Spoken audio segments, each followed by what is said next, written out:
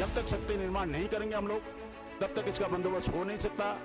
इसके लिए शक्ति निर्माण करने के ऊपर अभी बड़े पैमाने पर हम पूरी ताकत लगाएंगे। निश्चित तौर पर समय रहते हुए टाइम किल कराया दुश्मनों ने, हम उसको 10 गुना स्पीड से काम कर इसको निर्धारित प्लान पर अमल करने का, निर्धारित समय पर टाइम बाउंड कार्यक्रम पर मेश्राम साहब के नेतृत्व में ही हम लोग आजाद होना चाहते हैं और आजाद होकर रहेंगे। इसी उम्मीद और आशा के साथ मेरी बात समाप्त करता हूं। आपने मेरी बात ध्यान से सुना, मैं आपका आभारी हूं। धन्यवाद। जय निवासी।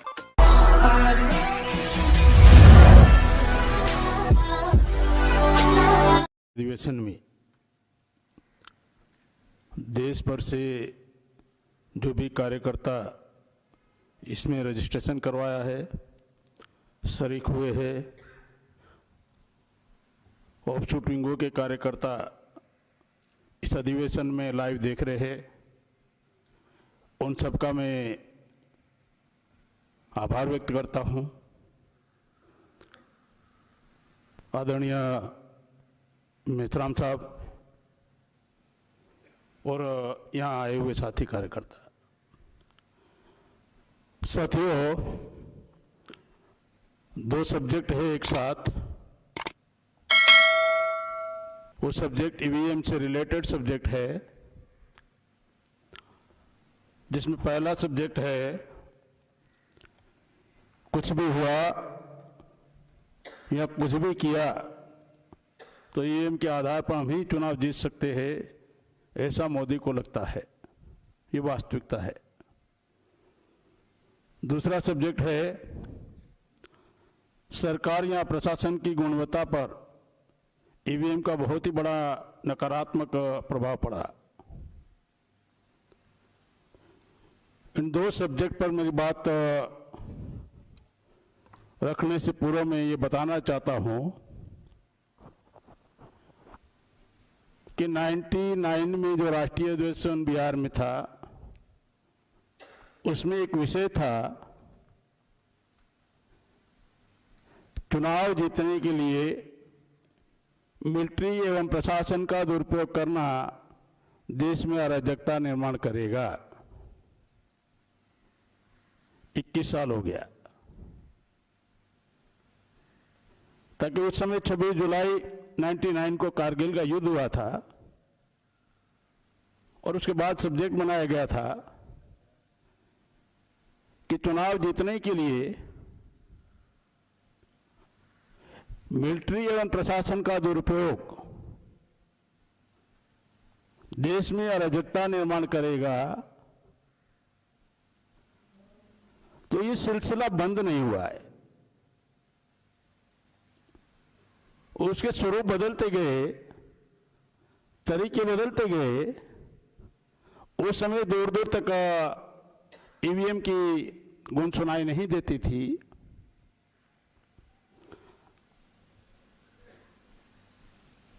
मुझे अजीब लगता है ये देश भयानक संकट पर खड़ा हुआ है।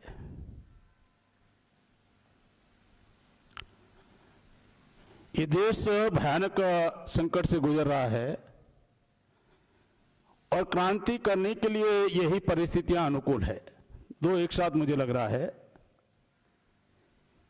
एक तो देश भयानक संकट से गुजर रहा है और क्रांति करने के लिए ये अनुकूल परिस्थितियां हैं, ऐसा मेरा मानना है और मुझे लगता भी है।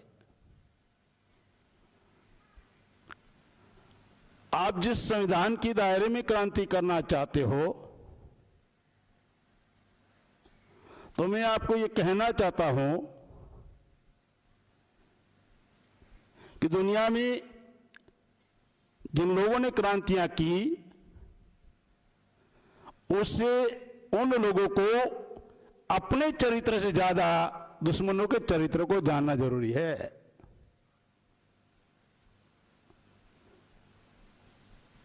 हमारे महापुरुषों के चरित्र हमारे लिए है, जमा पूंजी है। लेकिन आप जिन दुश्मनों की व्यवस्था को खत्म करना चाहते हो, उसका चरित्र जानना उससे भी भयानक है। तो जो वर्तमान में सरकारें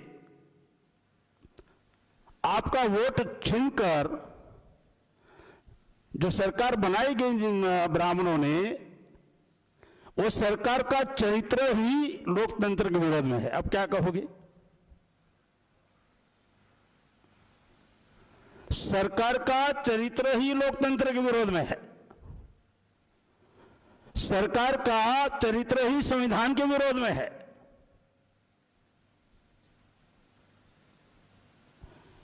और प्रशासन नीतियां नहीं बनाते, याद रखो, सरकार नीतियां बनाती है।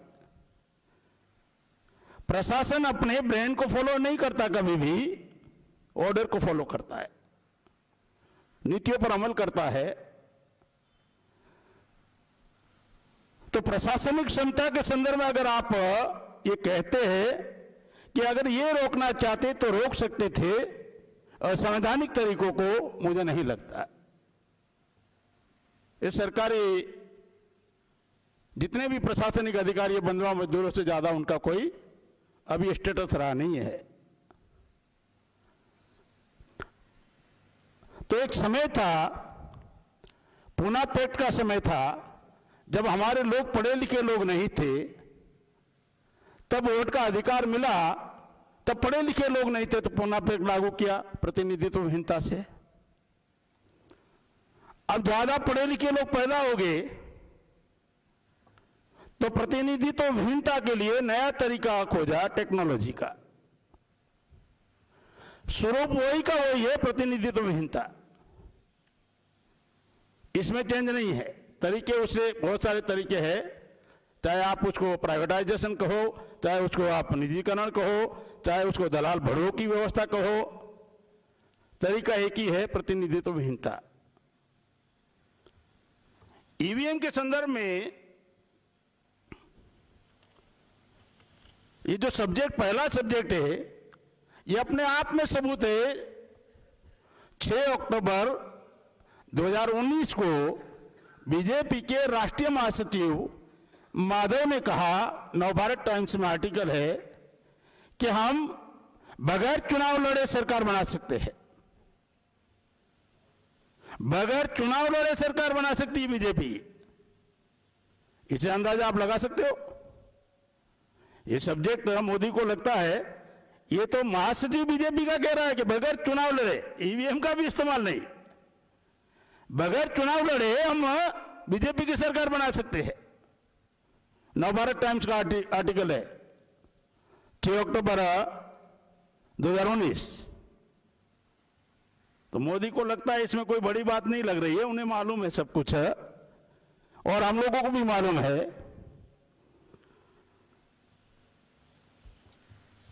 2004, 2014, 2019 का चुनाव की हम जब बात करते हैं ईवीएम का इस्तेमाल, तो 2004 के चुनाव में ईवीएम का इस्तेमाल करने से पूर्व बहुत बड़ी एक घटना निर्माण हुई। 13 सितंबर 2003 को माननीय कांशीराम साहब का ब्रेन हेमरेज होता है, और उसके 8 महीने के बाद 20 अप्रैल को चुनाव था 2004, 10 मई तक। वो जो ब्रेन हेमरेज हुआ, उस दायरे से उनको कभी बाहर निकलने ही नहीं दिया। अगर वो बाहर निकलते तो वो केवल राजनीति में नहीं थे, सक्रिय राजनीति में थे। हमें 2014 के चुनाव के बाद ईवीएम का पता चला, उन्हें 2004 में ही पता चल जाता था। उन्हें 2004 में ही चुनाव का पता चल जाता था कि ईवीएम का, ये ईवीएम की वजह से 2004 का चुनाव जीते। और निश्चित तौर पर बड़े पैमाने पर भारत में वो आंदोलन, इस मुद्दे पर आवाज उठाते। 10 साल हम लोगों का इंतजार करने की जरूरत नहीं पड़ती थी, जो मायावती को आज भी समझ में नहीं आ रहा है। तो ईवीएम की वजह से ही कांशीराम साहब को उस दायरे से बाहर नहीं निकलने दिया, कि अगर ये आदमी जिंदा रहा और अगर स्वस्थ हो गया तो 2004 में ईवीएम का इस्तेमाल करते ही देश में ये ईवीएम का भविष्य में इस्तेमाल करने का दायरा बंद हो जाएगा। करोड़ों समर्थक है और ये आवाज उठाने के बगैर रहने वाले नहीं है। सक्रिय राजनीति में थे। हमें 2014 चुनाव के बाद ही पता चला ना, राजनीति में जाने के बाद। तो उन्हें पहले ही मालूम हो गया होता 2004 में ही। तो मैं ये कहना चाहता हूं कि ये वर्तमान दुश्मनों ने जो भी तरीके बनाए हैं, तो केवल आप लोग ये सोच रहे हैं कि हम शक्ति बनाकर उनका बंदोबस्त करेंगे, तो वहां तक वो चुपचाप बैठने वाले क्या? वो आपको कमजोर करने वाले नहीं है, ऐसा सोचकर चल रहे हो? या वो अपनी शक्ति नहीं बनाएंगे ऐसा सोचकर चल रहे हैं आप? हजारों साल से जिन लोगों ने प्रतिदिन कमजोर किया हुआ है, तो वो 10 साल वो हमारा इंतजार करते बैठेंगे कि हम शक्तिशाली बन जाए और बाद में हम लोग उनका बंदोबस्त करेंगे, तब तक वो चुपचाप बैठने वाले क्या? तो मुझे तो नहीं लग रहा है। वर्तमान में ये कर रहे हैं। ये कोरोना के नाम से लॉकडाउन में आपके सारे मौलिक अधिकार समाप्त कर दिए गए। मौलिक अधिकार, फंडामेंटल राइट कोरोना के लॉकडाउन में आपके खत्म कर दिए गए। आर्टिकल 12 से आर्टिकल 35 तक सभी अधिकार समाप्त कर दिए गए हैं। होगा नहीं, कर दिए गए हैं, होगा नहीं। आर्टिकल 12 का जो संवैधानिक मूलभूत अधिकार है, स्वायत्त संस्थाओं का, संवैधानिक स्वायत्त संस्थाएं खत्म हो गई। क्या लगता है कि चुनाव आयोग स्वायत्त है? क्या लगता है आपको रिजर्व बैंक स्वायत्त है? क्या लगता है आपको सीबीआई स्वायत्त है? क्या लगता है आपको इनकम टैक्स डिपार्टमेंट स्वायत्त है? कौन सी संस्था भी स्वायत्त है? क्या लगता है कि न्यायतंत्र, न्यायपालिका स्वायत्त है? खत्म हो गया। आर्टिकल 13 में मौलिक अधिकार था 26 जनवरी 1950 से पहले।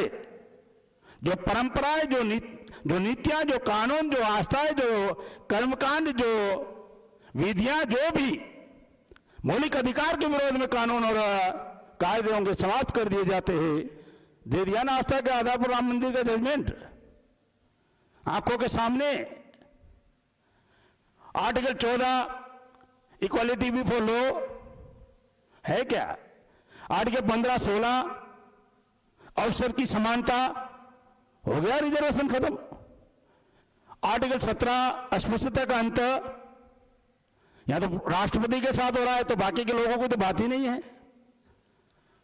आर्टिकल 19 मौलिक अधिकार, सभा, सर्कस, धरना प्रदर्शन, विरोध प्रदर्शन, विचारों की अभिव्यक्ति, वाणिज्य स्वतंत्रता। अब ये संकट पैदा कर दिया ना, हम अधिवेशन लेने लायक भी नहीं रहे। उसी तरह article 21 right to live, article 22 गैर कानूनी गिरफ्तारी कर नहीं सकते, हो रही है। आर्टिकल 23 आप शोषण नहीं कर सकते। नई मजदूर कानून बना दिया, मजदूर नीतियां बना दी। आर्टिकल 24 चाइल्ड लेबर, आर्टिकल 25 से आर्टिकल 29 धार्मिक स्वतंत्रता है।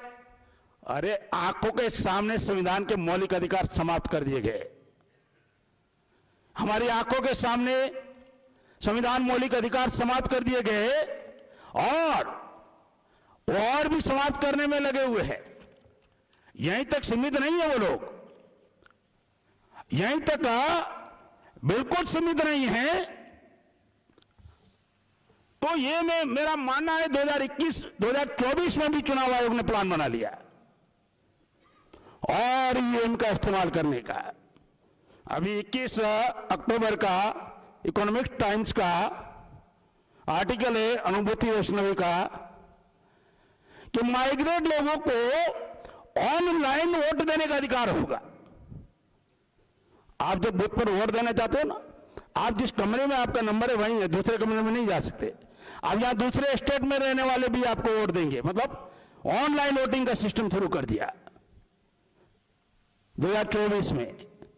चुनाव आयोग चुप बैठा हुआ नहीं है, चुनाव आयोग चुप बैठा हुआ नहीं है। तो ये जो तरीके उन लोगों ने अपनाए, वो तरीके भयानक रूप से खुलेआम के तौर पर उनको डर नहीं है अभी। और आप सोच रहे हो कि संवैधानिक अधिकार के, संविधान की संस्थाओं के द्वारा, संवैधानिक संस्थाओं के द्वारा आपको न्याय मिलेगा। अगर चुनाव आयोग बदमाशी करेगा तो आप न्यायपालिका में जाओगे और न्यायपालिका आपको न्याय देगी, ऐसी उम्मीद कर रहे हो क्या? आपके सारे रास्ते बंद हो चुके हैं। संवैधानिक तरीके से न्याय पाने के लिए आपके सारे रास्ते बंद कर दिए गए हैं।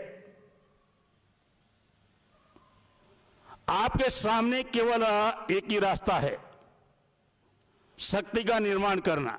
इसके अलावा मुझे कोई रास्ता दिख नहीं रहा है। हम लोगों ने शक्ति का निर्माण करके भारत बंद किए थे ना। जितनी मात्रा में शक्ति पैदा करोगे उतनी मात्रा में दुश्मनों को आप रोकने लगाने में कामयाब हो सकते हो। आप उनको संवैधानिक दायरे में आप उनसे उम्मीद करोगे कि वो आपके विरोध में काम ना करे, ऐसा संभव नहीं है। यूरेशियन ब्राह्मणों के 6 सुरक्षा कवच उन्होंने बनाया हुआ है, क्योंकि ये देश धीरे धीरे सिविल वॉर की ओर जा रहा है, ऐसा मुझे लग रहा है। नागरिकों के सामने फौज उतार देना, नागरिकों के सामने फौज को उतार देना, और फौज में अगर मूल निवासी है तो विदेशी फौज बुलाना, ये देशद्रोह का सबसे बड़े सबूत है। तो ये आपको दबाने के लिए सिविल वॉर का रास्ता धीरे धीरे दिख रहा है। 6 सुरक्षा कवच है। पहला यूरेशियन विदेशी ब्राह्मणों का सुरक्षा कवच है। नंबर 1, धार्मिक भावनाओं पर SC ST OBC की मानसिकता को बनाना। चाहे हिंदुत्व का एजेंडा हो, लेकिन विदेशी ब्राह्मण मजबूत हो जाता है। दूसरा है हिंदुत्ववाद में राष्ट्रवाद का तड़का लगाना। राष्ट्रवाद का तड़का लगाने का आम आदमी उसमें उलझन में फंस जाता है और उसके लिए प्रचार प्रसार बड़े पैमाने पर प्रोपेगेंडा करता है। तीसरा तरीका है यूरेशियन विदेशी ब्राह्मणों द्वारा अलग अलग सामाजिक क्षेत्रों में संगठन बनाना और उन संगठनों के द्वारा आपके आंदोलन को रोकना। मतलब आपके लोगों के द्वारा आपको रोके जाने का उनका तरीका है। चौथा है, अगर उनके संगठन हमारे सामने नहीं टिक पाते तो प्रशासन मशीनरी का मिसयूज करना। हुआ ना झाबुआ में, जब RSS के लोग आमने सामने नहीं टिक पाते तो प्रशासन आगे आ जाता ना आपके सामने, और आप लोग नारा लगाते, जब जब सरकार डरती है पुलिस को आगे करती है, तो प्रशासन को आगे कर देते हैं। पांचवा तरीका